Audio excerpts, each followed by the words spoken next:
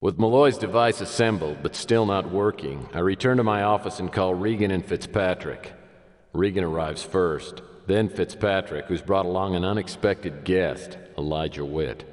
I don't bother asking how that happened, but Witt is clearly on Fitzpatrick's side and suspicious of Regan.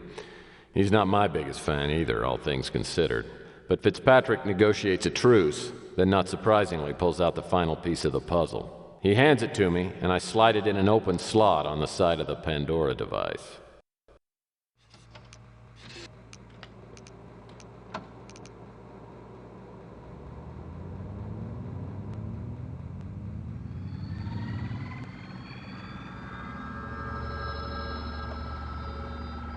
Everyone is here, I presume. All of you are here for a very important reason. You are now a council assembled in order to make a very important decision. What I'm about to reveal may be the greatest discovery in the history of our planet, yet may also be the most devastating. As you know, I have spent most of my life trying to decipher the alien symbols discovered in the Roswell spacecraft. Well, I have lived to fulfill my ambition. The translation of the alien hieroglyphics clearly states that another spacecraft preceded the arrival of the one in Roswell. And now I know where it is. The translation also indicates that the second spacecraft is much larger than the Roswell ship, possibly a colonizing vessel. As most of you know, the Roswell ship carried a lot of equipment, including particle accelerators. What you probably don't know is that it also carried tiny pods of antihydrogen. I believe it's possible, even likely, that there are large quantities of antihydrogen on this second ship. Here on Earth, experiments creating and storing antihydrogen have met with little or no success. Now, if society is ready for such a discovery, I think it would be the most wonderful ever.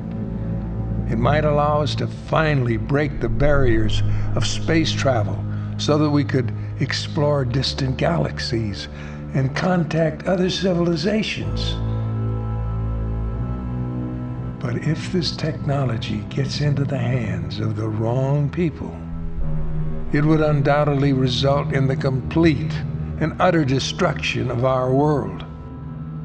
The decision is now in your capable hands. Good luck, my friends. Pandora's box has been opened. It's now up to you to close it.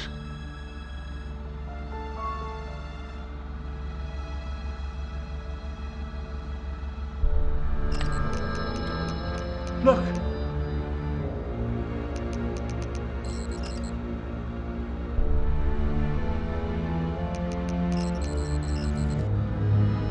Look there.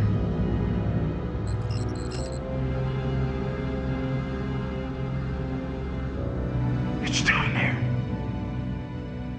Anti-hydrogen. That must be what the black sun symbol represents. Devastating discovery. Well, I think we're all in agreement with this. It has to be destroyed. Not so fast. Maybe my father's experiences in the military biased him. And think of the possibilities and the money this thing could be worth. Money's no factor here. We're talking about a force 1,000, maybe 1,000,000 times greater than the atomic bomb. It's like handing a child a laser cannon. Whatever the ramifications, the point is, we must find the spacecraft. When are we leaving? I need to go back to my room and get some stuff. Hold on. We're not going anywhere. I'm going down after it. Really? And when was that decided? Well, almost 40 years ago. You just see, on an operation like this, I'm a solo kind of guy. I don't know what kind of a woman you think I am, but if you think I'm going to be sitting around the room like a delicate flower, you got another thought coming.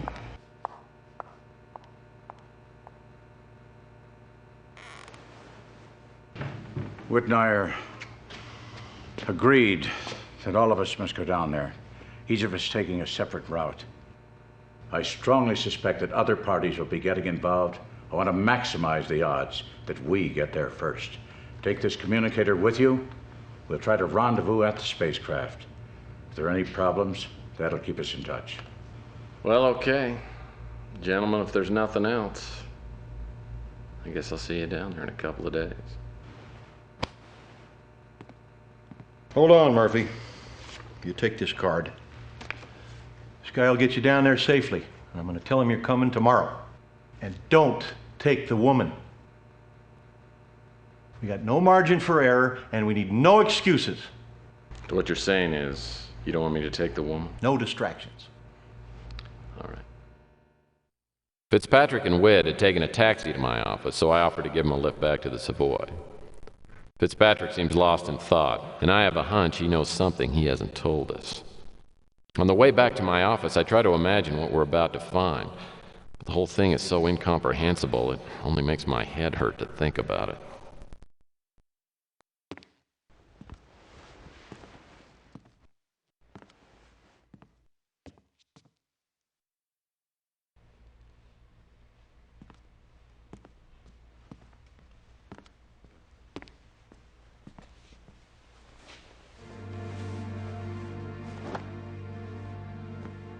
Well, I suppose you've already sat in my chair and have eaten my porridge, too. Took you long enough. I thought I was gonna have to stir it in by myself.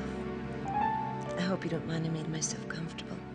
And I'm very comfortable. Yeah. You look it. How long does it take you to smoke that cigarette? Oh, you'd be surprised.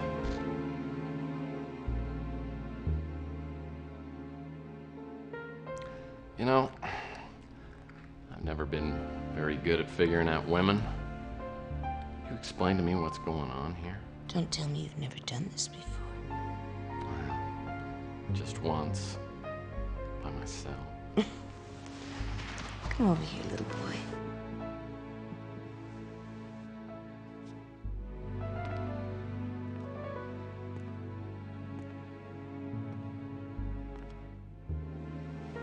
If we're gonna be in this thing together, I want to make sure you're in all the way. Promise me, Tex?